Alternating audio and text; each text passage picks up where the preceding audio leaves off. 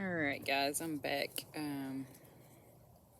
So we planted garlic in that raised bed, and the two largest garlic bulbs took up all the space. But lucky for me, I have plenty of planting space all over this garden. And so I have some planters here that my husband filled up earlier this year that we didn't plant anything in. So I'm going to take the smaller varieties of garlic and I'm going to plant them in here and see how they do. Like, again, I'm like the experimental gardener. I like to try things in different environments, different scenarios. And whatever you do, don't tell me I can't grow something, because I am going to try and figure it out. So while I'm planting this, we're just going to have a little chat as usual.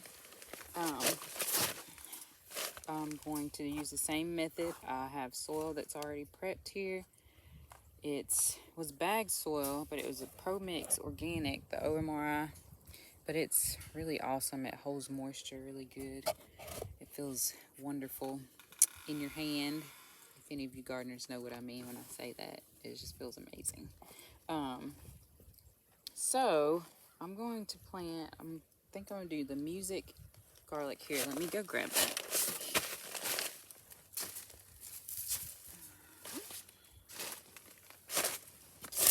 So I'm going to do the Music garlic in this bed, or pot, whatever you want to call it. And then I have Kettle River that I'm going to do in the other one. And I'm just going to plant them out, mulch them, and traffic, let nature do what it does. Now, some people will say this is way too big to be growing garlic in, and too deep and a waste of soil, but in life you choose your poison. Mine just happens to be gardening. So I'm gonna plant these out. And speaking of experiments, people are gonna think I'm crazy, but I've been trying to grow citrus. Yes, citrus. I'm in zone 7B. But I'm hoping like global warming is going to be on my side with this. I have some trees that I said, you know what, I'm just going to put those in the ground and see what they do. I have 3 that are still alive. This is their second season being alive, but they did not bear any fruit this past year. But in their defense, I did not take care of them because I honestly just assumed they were, I assumed they were dead. And then one day I just happened to look over there this summer and I started seeing some new foliage coming through. And I was in complete shock that it was not completely dead. So I am going to work on clearing out the grass and things. I just found a spider. You did? Okay. In the garden. Well, it's okay. Spiders eat bugs. That's good. So, It was near me. okay. Well, this is their habitat, so just have to roll with it. So I'm going to clear out the weeds and stuff that's around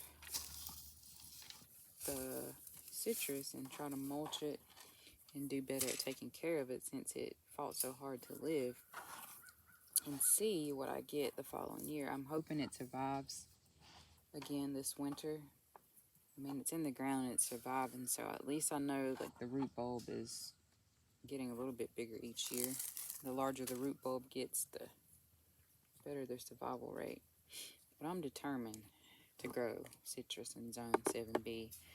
Now, where I live in 7B, it can be considered, it's like borderline, almost borderline 8A, but not quite. It still gets, we can still have some really, really, really cold winters. Cold to me anyway. It's not like up north, but for citrus, so you're talking about anything below 20 degrees usually. They're not having it. So the simple fact that they are alive is pretty awesome to me.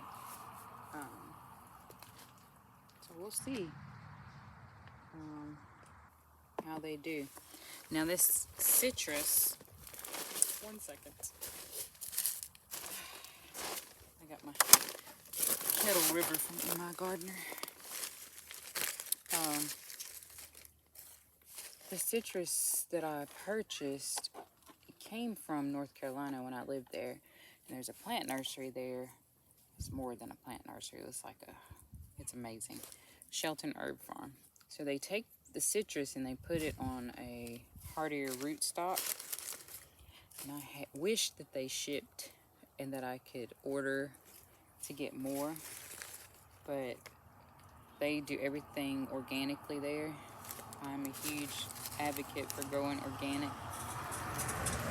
And I know that some people say, well, certain things, but that's how I am. I am an organic gardener.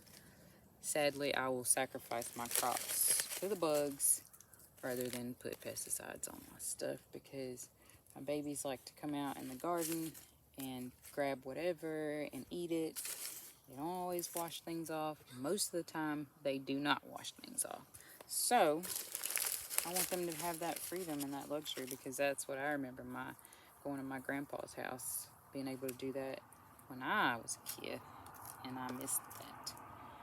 And I want that for my children. So, I take my time, and it's one of my older ladies that I was telling you guys about.